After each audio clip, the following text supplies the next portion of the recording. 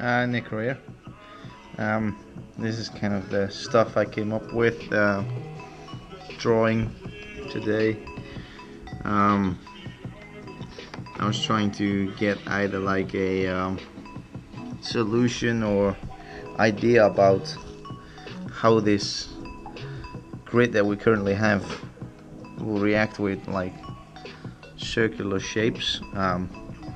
Once you keep it like two-dimensional, it wouldn't be a problem, but well, as you can see, like this piece right here, it's basically a ramp, both of them, but one is like carved the other way around, and this one is like has a bulge or whatever you want to call it. Like this is how it would end up like.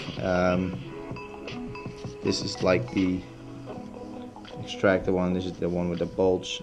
You can have like a corner piece to that, like basically it's the same as the pyramid, but then also kind of loaded up.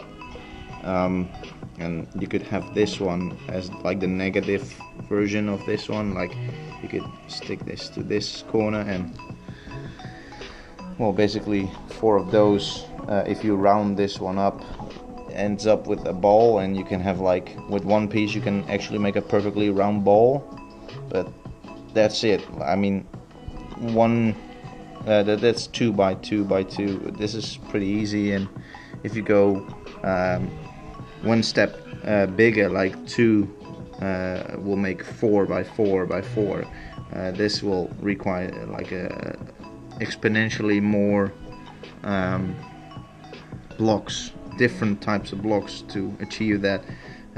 If you stay like two-dimensional, it wouldn't be a problem. Like if you want to make like a round pillar and just go upwards, you only would need like this piece and this piece, because this one is like the same but then flipped over. So with 2 pieces basically you can make a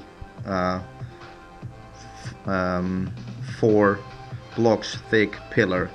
So that's pretty good, but I mean you need the counterparts if you want to have like a rounded corner or something. So the counterparts you have to add to that as well, like the negative parts.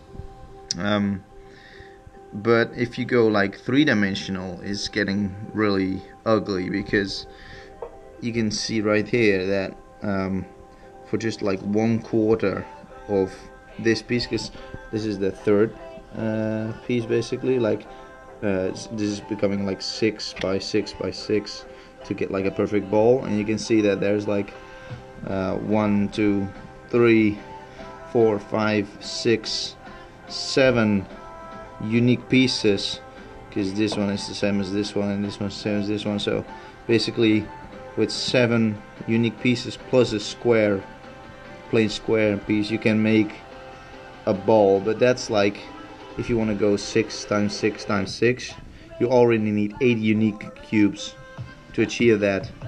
And you can imagine that you need the counterparts for that as well, so that would be like 15 different pieces to achieve that.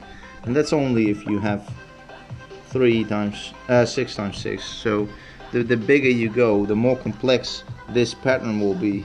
And you're gonna end up with a lot of different pieces, because you can imagine like this corner cannot be used in any other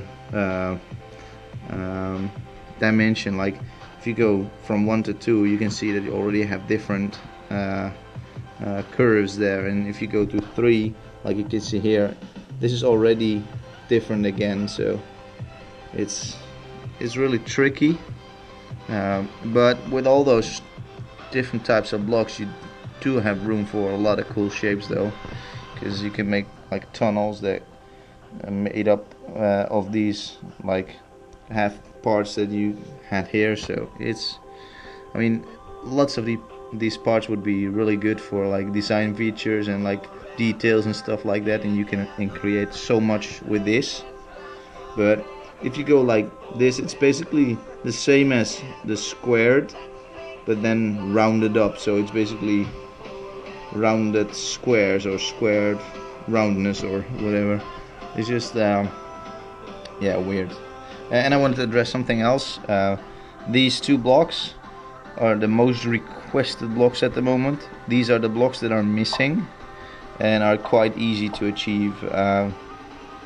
As you can imagine, this is basically what will sit in between the chipped pieces that you can see here. Like, you can add them to that, and so maybe that's an idea to put them in, because those two are relatively easy to create.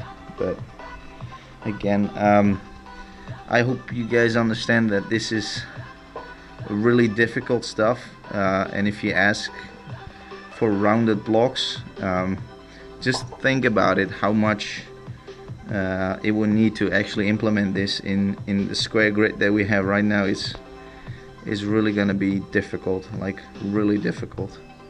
So this is kind of what I wanted to share with you. Well, have a nice evening.